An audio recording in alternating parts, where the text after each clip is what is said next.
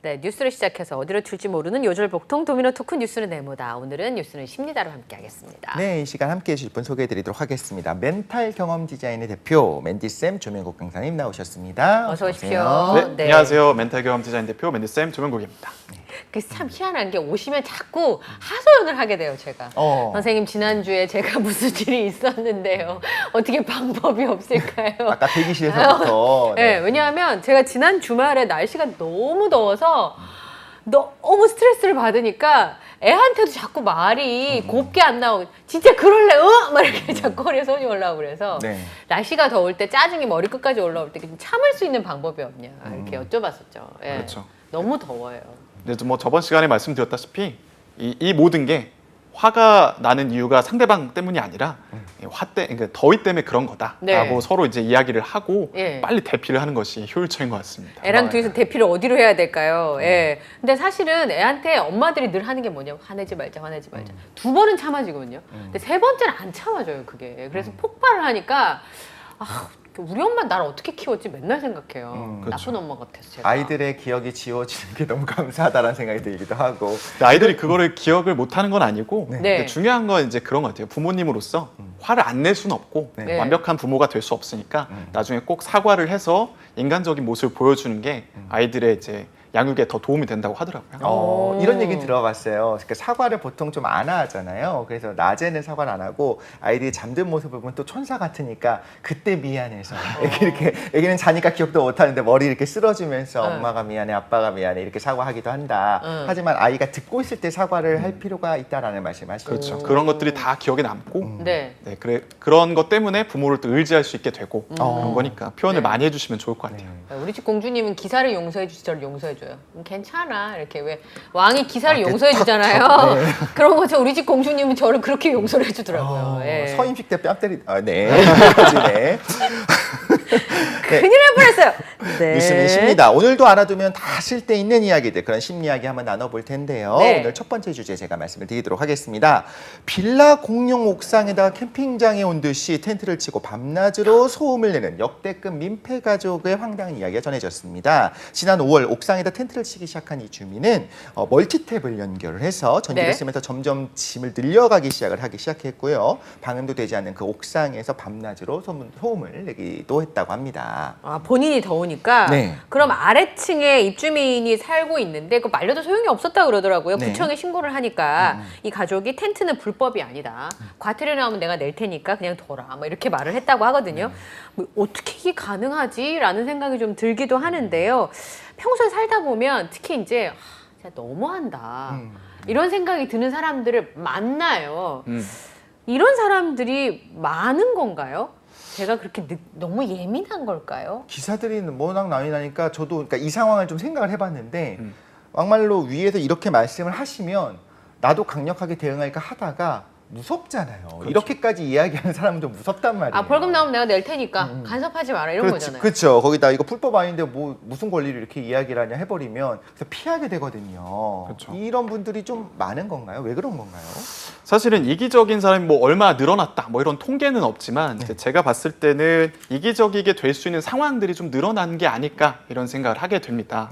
이와 관련돼서 제가 한 가지 실험을 좀 이야기해 드리고 싶은데요. 혹시 선한 사마리아인 이야기 들어보셨나요? 네, 독실님은 알아요. 아마 잘 아실 것 같은데 네.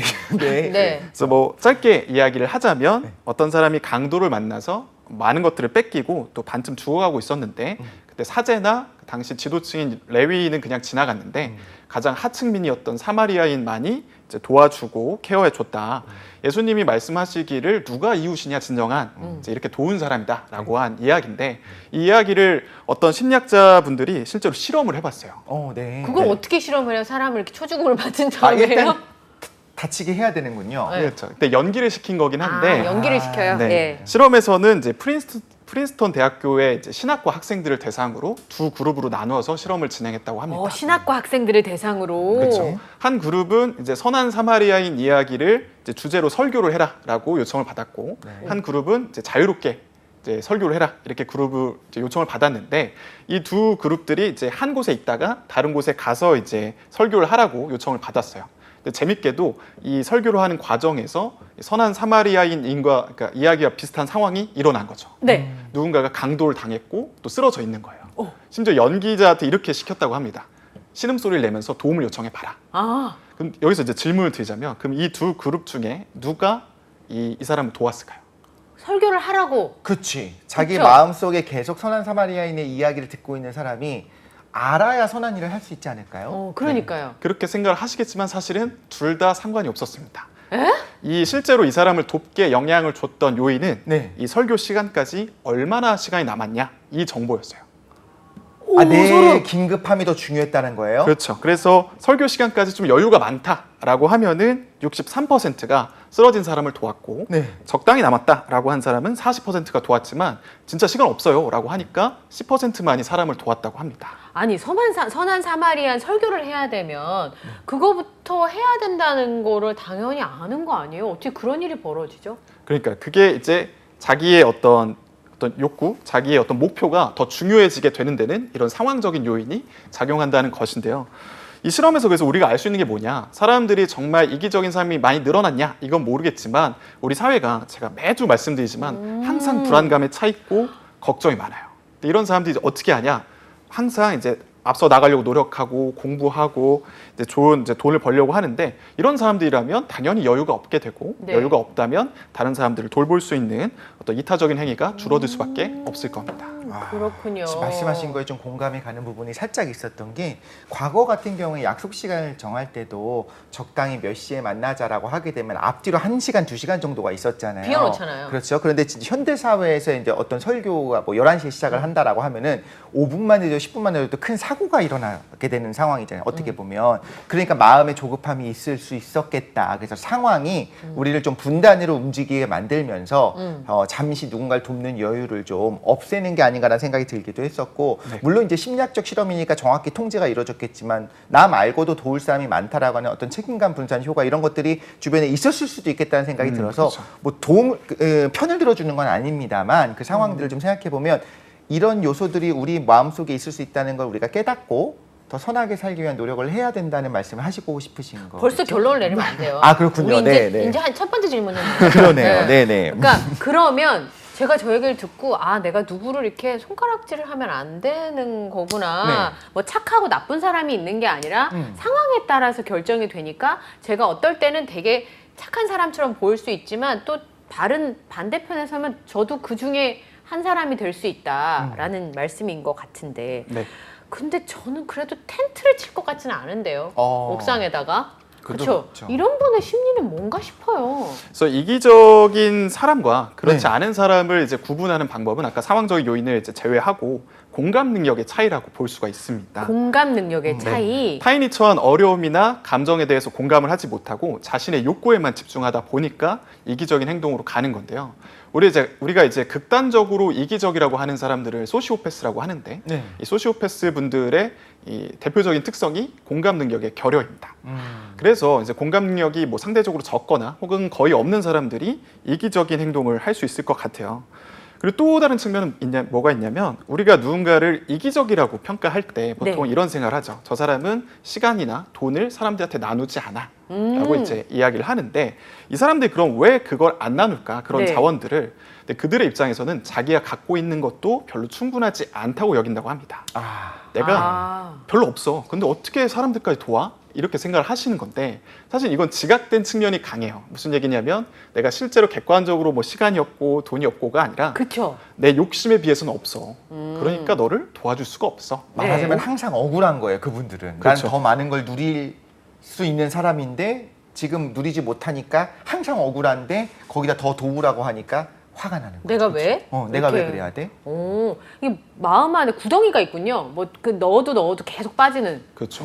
그런 분들이 많다. 네. 이런 생각도 좀 들었어요. 물론 이 상황은 모르겠는데 똑같은 이야기를 할 때 우리가 기꺼이 도와줄 수 있는 상황이 있을 때도 있고 특히 교통사고가 그런데 처음에 그냥 사과 한마디 하면 되는 거를 사과를 하지 않고 막 왜 운전을 그렇게 해요? 하면 그때부터 억울하고 어떻게 보면 화가 나니까 감정 싸움으로 번져서 끝까지 법대로 하자가 가는 경우들도 있잖아요. 네. 그래서 그런 경우 일종의 말하자면 남을 괴롭히는 게 목적이 되는 경우도 있을 수도 있겠다라는 생각이 들기도 해요. 그렇죠.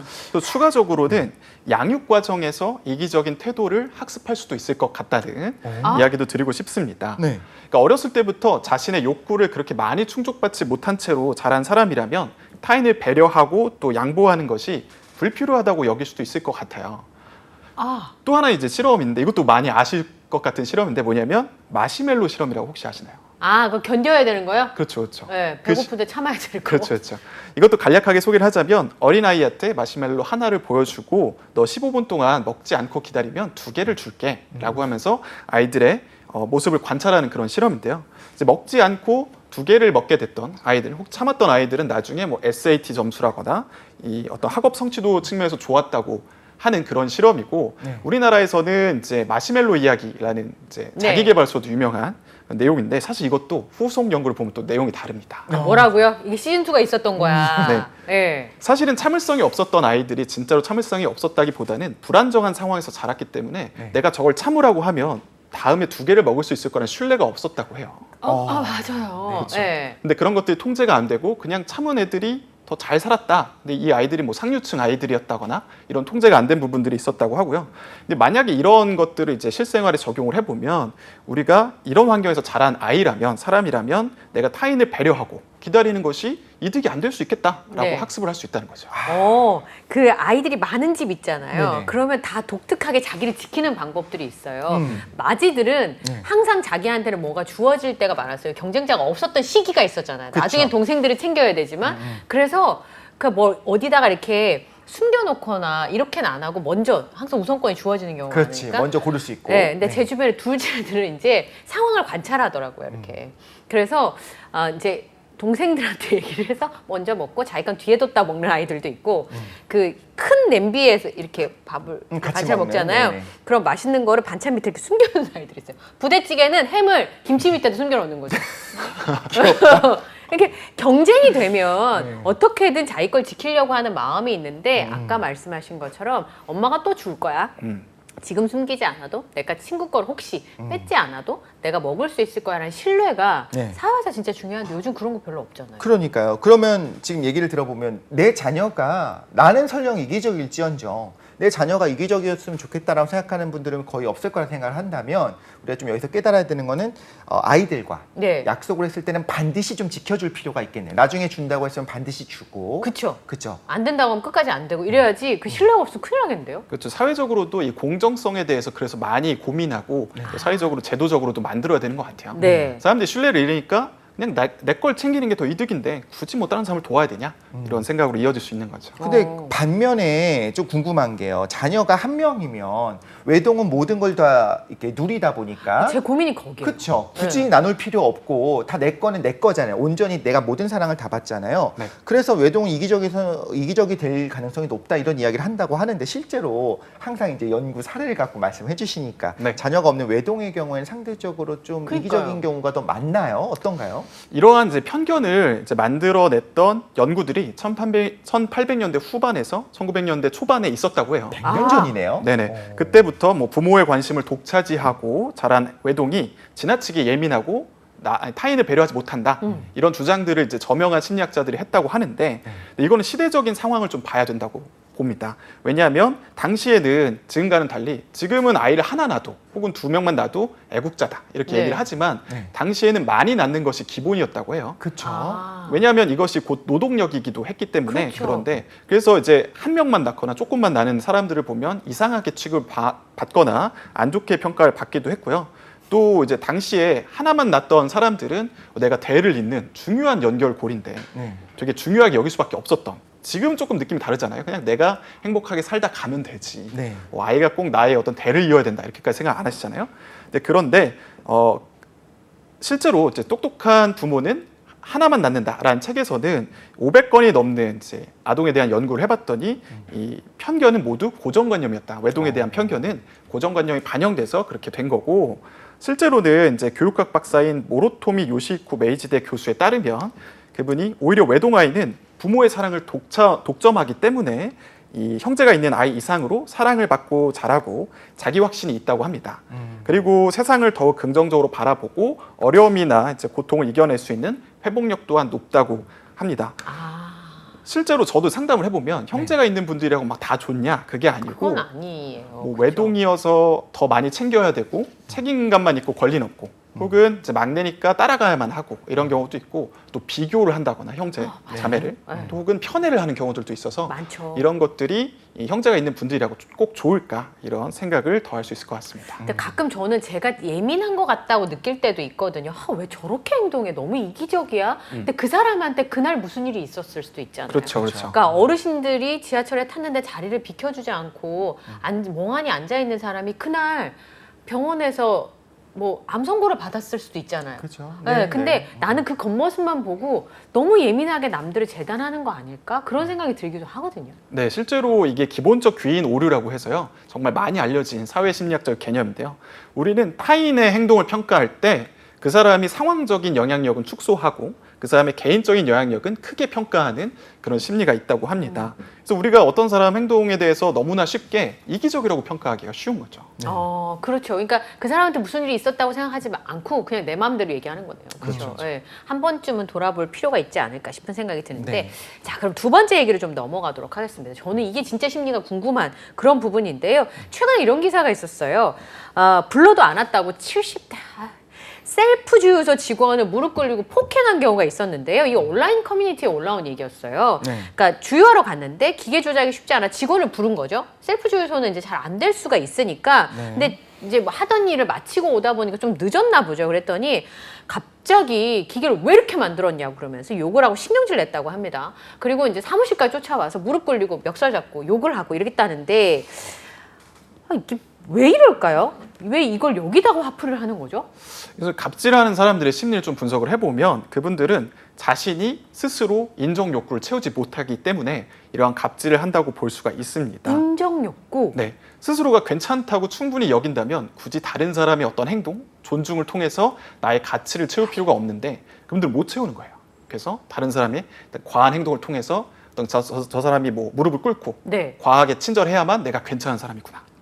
이렇게 생각을 한다. 나의 평가를 내 스스로 하는 것이 아니라 남들이 나한테 어떻게 대해주느냐에 따라서 왔다 갔다 하니까 네. 사실 이 상황에서는 셀프주의 요즘 대부분 셀프주의잖아요. 자기가 그 기계를 잘 못 다룬 건데 그게 일단 화가 나고 민망하고 싫은 거야. 그렇죠. 그런데 도움을 요청했는데 안 와. 네. 그 상황에서 자기가 이제 폭발한 거죠. 사실 자기 자신에 대한 자신감 부족이 여기서 이렇게 드러났다고도 볼 수 있겠네요. 그렇죠, 그렇죠. 실제로 이 어떤 갑질을 하는 사람들 중에 일반 분들은 이 무직인 비율이 좀 높다고 해요.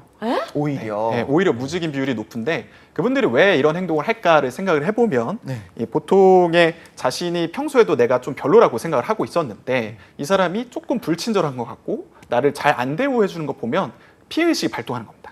그래서 날 무시해? 그렇죠. 너 내가 직업이 없다는 이유로 혹은 내가 뭐 좀 돈이 없다는 이유로 무시하는 거 아니야? 라고 하면서 분노를 터뜨리고 과한 갑질로 이어질 수 있는 거죠. 그래서 그런 얘기도 들은 적이 있어요. 갑질을 당한 사람이 나가면 또 갑질을 하기도 한대요.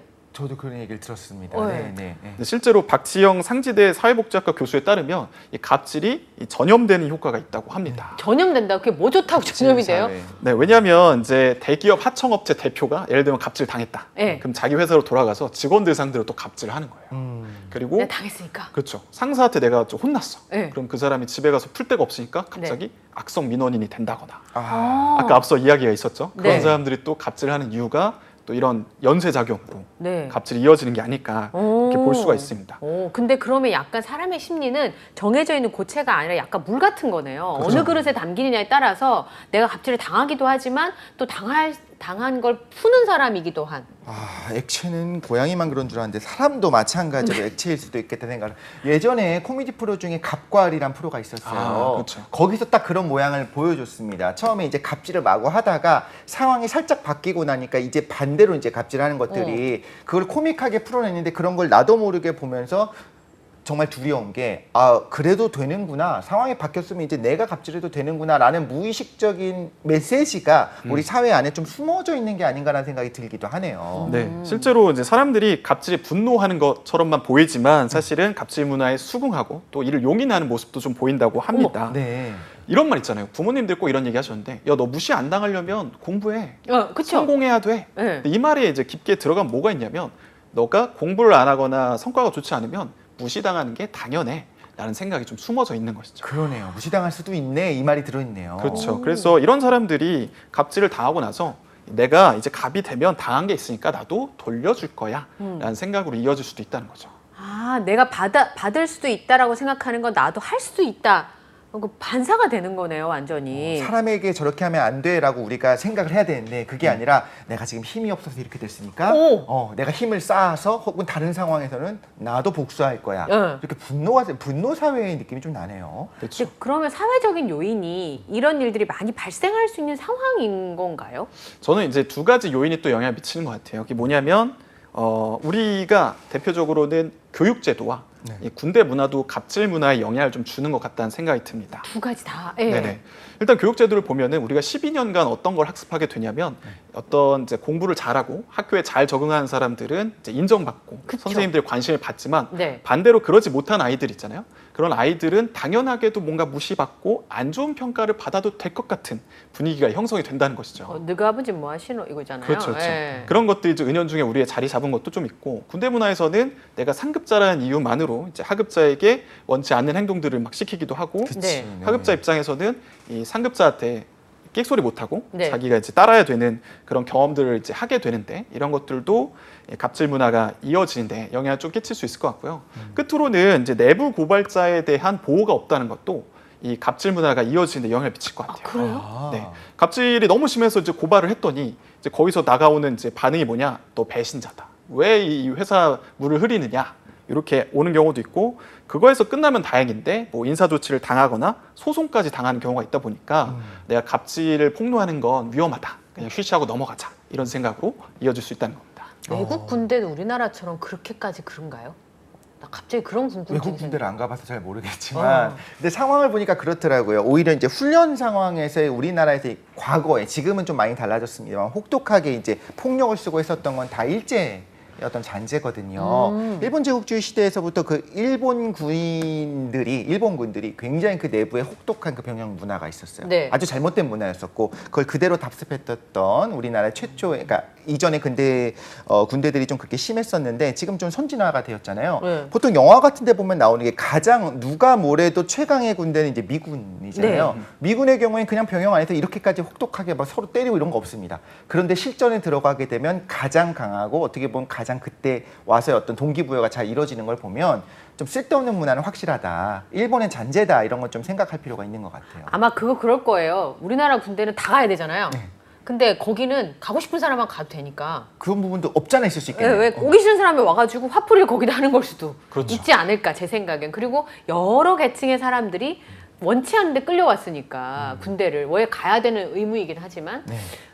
원치 않는 문화들이 생길 수 있지 않을까. 예. 핵심적인 건 어쨌든 내가 살면서 안 당할 수는 없었던 것 같고 저도 당했었던 적 있고 모두가 이제 당해봤잖아요. 근데 우리가 지금 이야기를 듣다 보면 내가 당했기 때문에 내가 나중에 힘을 쌓고 상황이 바뀌게 되면 나도 할 거야가 아니라 말하자면 이런 사회적인 저주를 좀 끊을 필요가 있는 거잖아요. 저주. 예. 그렇죠? 그러면 갑질을 당하고 나서 그렇다면 내가 꼭 참는 것이 과연 능사인가? 그것도 아닌 것 같아요. 그러니까 어떻게 화병 해요? 걸리니까. 네. 그럼 어떻게 대처를 하고 우리가 건전하고 좀 아름답게 이걸 마무리를 하려면, 내 대에 끊으려면, 혹은 내 자녀들이 이걸 또 보고 배우지 않도록 하려면 우리가 어떻게 해야 이걸 좀 할 수 있을까요? 갑질을 아름답게 마무리할 수 있어요.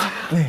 사실 이게 쉽지 않은데 정신과 의사분들도 이 갑질 문화를 뭐 폐해하는 방법, 파하는 방법까지 얘기해 주지는 않았고 네. 이제 그 갑질 당하고 나서 심리적인 보호를 어떻게 해야 되냐 정도만 이야기를 해주셔가지고 맞아요. 네네 소개를 좀 해드리자면 이 갑질을 당한 사람들은 먼저 회사나 일터 밖에서 심리적인 자원을 내적인 자원을 찾으라고 합니다. 네. 이게 뭐냐면 내가 밖에서라도 행복하고 긍정적인 감정을 느낄 수 있는 상황들을 많이 만들어 놔야 이 피할 수 없는 갑질 상황에서 조금 버틸 수 있다.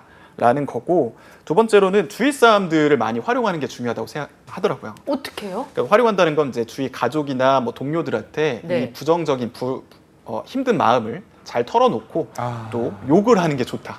아, 말 네. 그대로 욕을 좀 하라고. 이 너무 새로워. 예전에 이런 거 들었던 것 같아요. 뜨거운 물, 차가운 물 참을 때 욕하면서 참으면 좀 잘 버틴다고. 네, 뭐 아, 그런 그래요? 것도 있을 수 있죠. 소리 지르면 또 욕하면 또 실제로 좋다는 연구 결과도 있고요.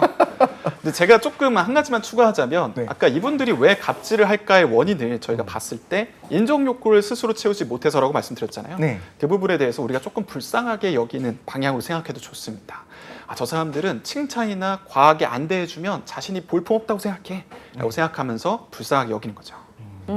그러면 소울리스자처럼 네. 그 칭찬을 남발하면 어떻게 되는 거예요? 갑질하는 사람한테? 갑질 사람한테 아이고, 약간 잘하시네요. 분리해서 뭐 이야기를 할 수 있긴 하겠지만 뭐 네. 힘들겠죠. 그래도. 왜냐하면 너무 이제 심하게 그러면은 아부처럼 보일 수 있기는 한데 계속 갑질을 당하는 것보다는 좀 영혼이 없더라도 끊어버리는 게, 계속 이렇게 인정 욕구를 나라도 채워주는 거죠. 이렇게. 네. 근데 일반적인 경우는 좀 나쁘지 않은 것 같아요. 아, 그래요? 근데 무슨 생각이 들었냐면 우리 문화권에서 정말 이건 힘든 것 중에 하나가 뭐냐면 무릎을 꿇는 거잖아요.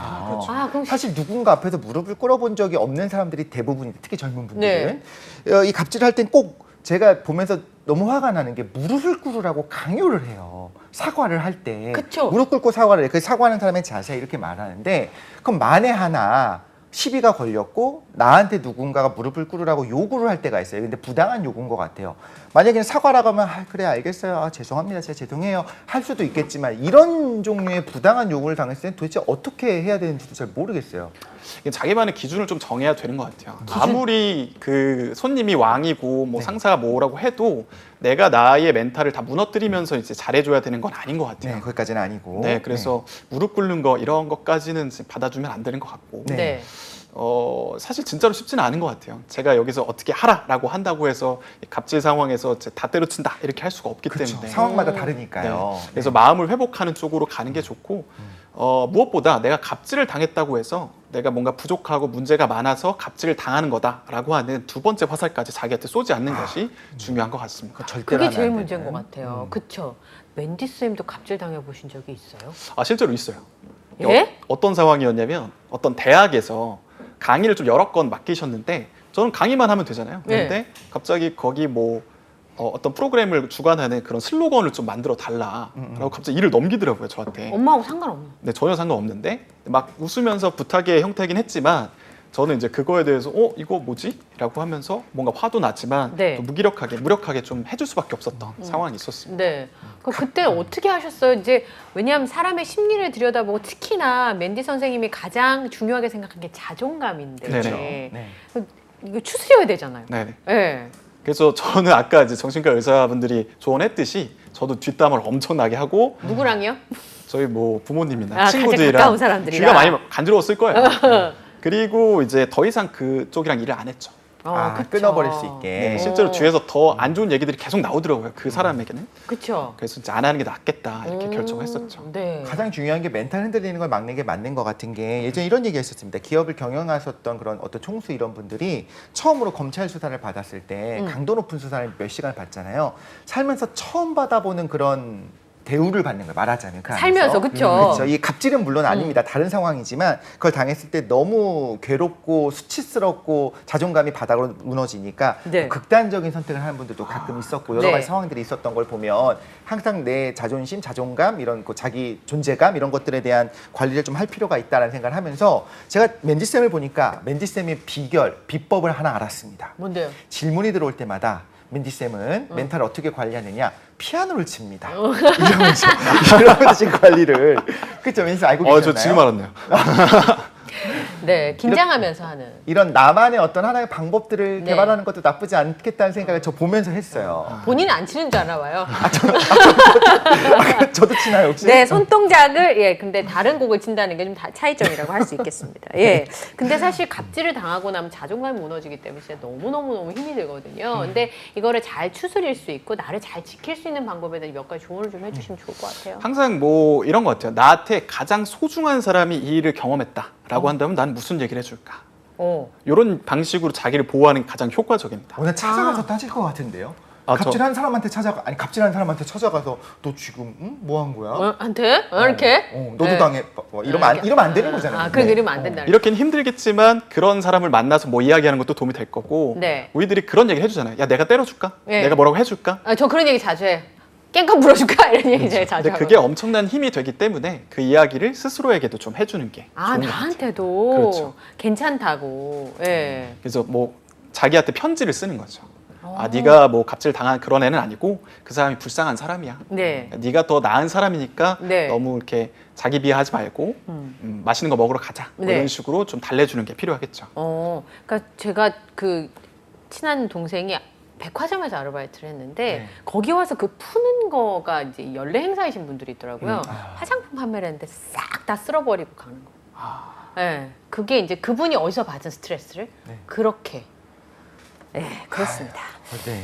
오늘 이제 투데이 잡지 3.0 마칠 시간인데 맨디 선생님 오늘 여러 가지 생각을 하셨을 것 같아요. 어떠셨어요? 오늘은 뭐 저번 시간에는 원경님과 이제 깊은 이야기를 네. 나눴는데 또 완전체로 함께 하니까 또 네. 시간 가는 줄 모르고 진행할 수 있었던 것 같습니다. 네, 좋습니다. 저희가 매주 또 월요일 기다리는 것 같아요. 우리 네. 안에 있는 어떤 심리적인 문제들을 항상 맨디쌤과 같이 풀 수 있어서 좋았던 것 같습니다. 지금까지 뉴스는 십니다. 맨디쌤 조명국 대표님과 함께했습니다. 오늘 함께해 주셔서 감사합니다. 감사합니다.